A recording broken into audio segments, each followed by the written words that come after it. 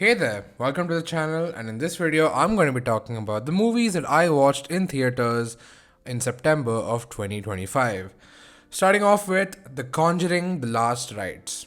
Now, as someone who hasn't really seen the Conjuring franchise, my emotional connection with these characters may not be as strong as that of its fans, but that does not mean that I did not enjoy this film. And as someone who's terrified of traditional horror films, I have no idea why I decided to watch this in theaters at night, because honestly, it was pretty fucking scary to me. And as someone who had been working for 15 plus hours daily with constant shoots for this film class that I had for a whole week, and as someone who hadn't seen a single movie at that point for that entire week, I gotta say that it felt so fucking good to be back at the cinemas. Bad Girl. I have a lot of mixed thoughts on this one. On one hand, it evidently feels very personal. It looks pretty good, the music by Amit Trivedi is bang on, and for the most part, it has this spunky tone that gave the film this fresh and relatable voice. This is primarily due to the filmmaking, which was 50-50 for me, because there are moments where the film is really creative, but in equal moments, the filmmaking did feel kind of amateurish at times, with odd shot choices and painfully obvious dubbing. Plus, the film feels aimless as well. I mean, I don't mind a film about a singular character with no defined plot. I have loved many films like that. But I suppose the reason this film felt odd was because it was thematically aimless. Characters come and go, and the film didn't leave me with enough time to care about most of them. The film moves so quickly that I wished I had more, moments of peace and calm where I actually stayed with the film for a bit. I understood the director's ambition and whatever she's trying here can be pulled off, but I just felt like this film needed to slow down a bit and let itself breathe. It's just a shame that I couldn't connect much to this film. I was hoping to like it a lot more, but still, I'm, hoping that Varsha Bharat, the director, improves with her second venture, because there's certainly a spark to her voice that I would like to see fully explored. She's definitely got potential. Toy Story. I saw this on the big screen for its 30th anniversary re-release, and it's so fucking good, dude. It is literally a perfect movie. The jokes are incredibly clever, the visual storytelling is next fucking level, every shot, cut, camera move and transition is planned out and executed with immense thought and intent. But I wanted to talk about two of the many reasons why this movie works. One is about the sound design. It's often exaggerated, grounding us in the toys is reality. For example, when Buzz is rotating in the ceiling, we hear a fighter plane sound effect. And when Buzz is running away from a big ball, the sound design makes it feel like as if he's running away from the boulder in Indiana Jones.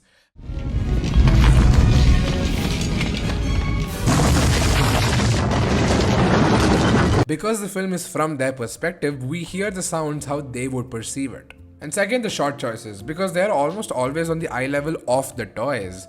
So, sometimes when they are meant to be intimidating, the camera is really low, so the toys look slightly bigger than a human.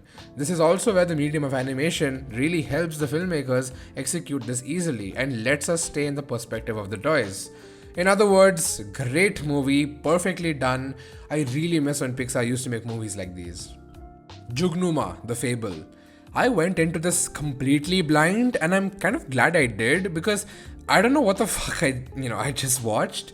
Whatever you think the film could be about, judging from its poster, I assure you that it's not whatever you're thinking about. That opening shot had me amused and confused in a really good way. As for my thoughts on the rest of the movie, it's difficult to form any of it, because this is the kind of film that leaves you with so many questions. The film looks absolutely gorgeous. Shot on 16mm film, every frame of this thing is beautifully lit and staged. And the film's visual look is easily my favorite part about it. As for any emotional investment is where the film failed to connect with me. It feels almost cerebral in its tone, leading me to admire it from afar, but never really getting emotionally invested. But despite me not loving this film, I'm really glad I saw it. It's certainly unique and infinitely better than most of what's being produced in Hindi cinema today. This wasn't exactly my thing, But I definitely wouldn't mind seeing more bold and audacious swings like this being taken with our cinema. And ultimately, this film just left me in a daze. I felt like I was stuck inside a fever dream where I don't exactly remember much about what happened, but I was left with how I was feeling. Either way, this film has seared some of its images onto my brain, and that very well may be its best quality. The Godfather. There is no greater joy than seeing the greatest film of all time on the big screen on a Sunday afternoon. I mean, what more could you ask for? This honestly felt like a religious experience. When the credits rolled, I felt like I saw God. My audience was solid as well. Rarely did anyone speak or pull out their phone in the middle of the movie. Everyone quietly watched the film and gave it the respect it deserves. The entire theater burst into unanimous applause when the film began and when it ended, and that honestly made my entire day. It is an undisputed masterpiece in every sense of the word. Anytime I watch this movie, I feel like I made a good use of my time. And I'm very privileged to finally have gotten to witness this classic in cinemas. Humans in the Loop.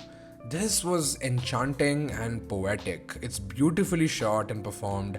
I adored this. And even with its short runtime, the film was most certainly effective. The music was one of the best parts of the film too. It's ethereal and incredibly moving. Definitely one of my favorite scores of the year, and I'm really hoping that this film gets the recognition it deserves because it's one of the best films to have come out of India this year. I loved it, and I'm very glad that I was able to catch it in cinemas during its brief theatrical run. The Long Walk. I don't know why I decided to ruin my afternoon by watching this, because this film broke me. A poignant critique of the cruelty of the US military, the futility of vengeance, and the desensitization to violence and bloodshed, while also simultaneously being a deeply relevant and moving story about brotherhood, friendship, propagating love, and not giving in to hate even when our anger is justified. Everyone's right when they say that this film is devastating. It can also be interpreted as a critique of toxic work culture and how it's propagated by the US government. Sadly, I can very much see this film being a possible reality. The film is shot beautifully. The minimal use of score is effective. Cooper Hoffman and David Johnson have incredible chemistry. And as the credits rolled, I could feel the collective heaviness of grief echoing throughout the cinema hall.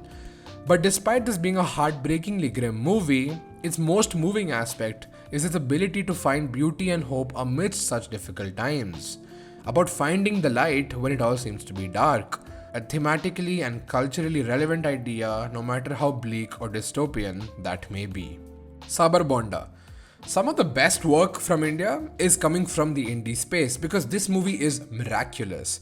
A queer film about grief and battling societal expectations depicted in the most reserved way. The director's undying faith in the actors to let a shot play out with just their performance is commendable and gives the film its own filmmaking language. Speaking of which, the craft on display here is outstanding precisely because of its simplicity. The compositions themselves are gorgeous to look at, but it's the palpable empathy behind each and every frame that makes this film feel special. The stellar sound design and the lack of a musical score are creative decisions that only elevate storytelling to a whole other level. This film had me completely immersed from start to finish. There was not a single moment where I wasn't captivated. I found myself profoundly moved by this brilliant piece of work. It's very well deserving of all the love and acclaim it has gotten from Sundance. I adored it. Him. The very definition of all style but no substance. It's a shame that this film wasn't good because I was quite looking forward to this. But sadly, the general audiences are right. This is not it, man. It looks and sounds great. It's very technically proficient, but I didn't feel much of anything. Pretty shots and rap music don't make for a good movie. Because those things keep my attention, but I didn't care about what was happening. It's well made, but it has no sauce. It felt like a 90-minute music video, and I will sadly forget about this movie in no time. This was one of the more unpleasant disappointments of the year. Nishaanchi. I gotta say that this was my first time seeing an Anurag Kashyap film in theaters, and I'm really glad I watched this. It was tons of fun, especially seeing it at a late night showing. And there are a lot of things I liked about it. The filmmaking is unsurprisingly solid, the individual shot choices are very well composed and gorgeously lit. Seriously, this movie looks beautiful. It has a different and unique look for different time periods, and the images displayed on screen were a delight to look at, especially on the big screen. The music is occasionally fun, if not too memorable. The opening title credits are really snappy, and the film isn't boring by any measure. But the scene stealer is most definitely the lead, Aishwarya Thakare. What a fucking performance. He is an absolute revelation, and I cannot wait to see more of him. Because he was just incredible in this movie. But this movie, however, is far from perfect. I do have my fair share of problems with it. The primary one being that it lacks a cohesive structure. Lengthy flashbacks are jarring, the film switches between characters randomly, some of them aren't fleshed out enough, the antagonist is half-baked, and this world just feels undercooked. The Vasipur connections are bound to happen, but I feel like that film does everything this film tries, but 10 times better. It evidently lacks the spunk of Kashyap's earlier work. I can see him returning to his old groove with Nishaanchi, but it doesn't have the thematic focus and inventiveness of his older movies. It's really well made, but it's way too long and doesn't know what it's really about. There are a lot of Kashyap-isms, like having comedic moments during tense high-stakes scenes, strong female characters with agency, or scenes like cleansing one's mouth before a first kiss. He retains these moments of groundedness amidst the heightened drama that makes these characters feel like real flesh and blood people. Overall, I had a really good time. It's definitely a good movie that I enjoyed watching in cinemas, but as an Anurag Kashyap film, I'm sorry to say that it is a little disappointing. Because we have seen what he is capable of, and we know his caliber, and we know that he can do better because he has done better. But this is farthest from his strongest work. But despite all of that, I'm really glad he got to make this in the first place. It's heartbreaking, but sadly unsurprising that this film is also severely underperforming at the box office. It's not a great movie, but it doesn't deserve to flop this badly, I feel. And I really hope that this film eventually gets a fan following sooner than later because it's a really fun time, despite its many problems. But it's nice to see Kashyap back with so many new and unique projects.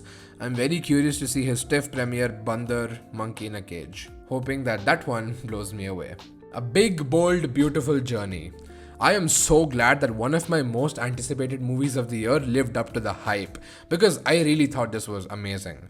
The most bold and striking aspect of this film is most definitely its use of color, vibrant and brimming with life in each and every frame. This was a treat to look at. Its heightened world allowed for the production design and story to go into wild places without feeling too jarring. And apart from the stellar cinematography, I think Joe Hisaishi should just compose everything because this score was mesmerizing. I proclaimed during the movie that the music felt like a Joe Hisaishi score, and voila, it turned out to be his. I got a lot of Ghibli vibes from listening to that, which is always welcome, but also surprisingly worked for this movie. But yeah, this film was pretty much what I expected it to be from what I had seen in the trailer, and I mean that in a good way. It takes big swings and is ultimately a very proudly unsubtle and sweeping love story that isn't afraid to wear its corny and sentimental heart on its sleeve. And at the end of the day, this journey was pretty fucking beautiful. One battle after another. This was one of, if not probably, my most anticipated movie of this year. I have been following the development of this film for years now, and I have been unbelievably excited to see it since. Then, that experience heightened dramatically when the first trailer dropped, and ever since then I've been patiently but excitedly waiting to see this film in an IMAX theatre. After the first trailer, I had avoided this movie like the plague. I didn't see any of the new trailers or promotional material. I wanted to go in as blind as currently possible, and I am so glad I did because this movie is most definitely as good as everyone says it is. PTA is one of my favorite filmmakers working today, and every new release of his is no less than an event for me. Since I sadly missed out on catching Licorice Pizza in theaters, this happens to be the first PTA film I saw in cinemas. That too in IMAX, which only elevated my experience. I had a very strong feeling that I was going to love this movie. I'd read so many things about it for so many months, and to see that they were all true made me so fucking happy. From that opening scene, I was happily surprised that PTA was unafraid to be this politically relevant. I'd heard that the film was politically charged. I guess I just wasn't ready for how hard the film would lean into that. This film is unabashedly woke as hell, and I fucking love that about it. Apolitical idiots or the members of the far right are probably not going to like this movie very much. But honestly, it doesn't matter.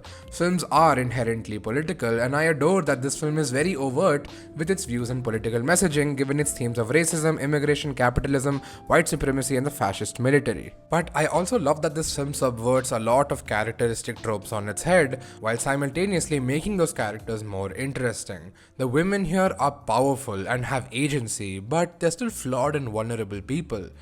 And the men are often robbed of their conventional manliness through their quirks and eccentricities. It's very strong and confident writing that results in several fascinating yet grounded characters that are never not interesting to watch. The film is unsurprisingly really well made. Apart from the spectacular shot choices, Anderson continues his signature of wonderfully choreographed one-ers that rarely call attention to themselves.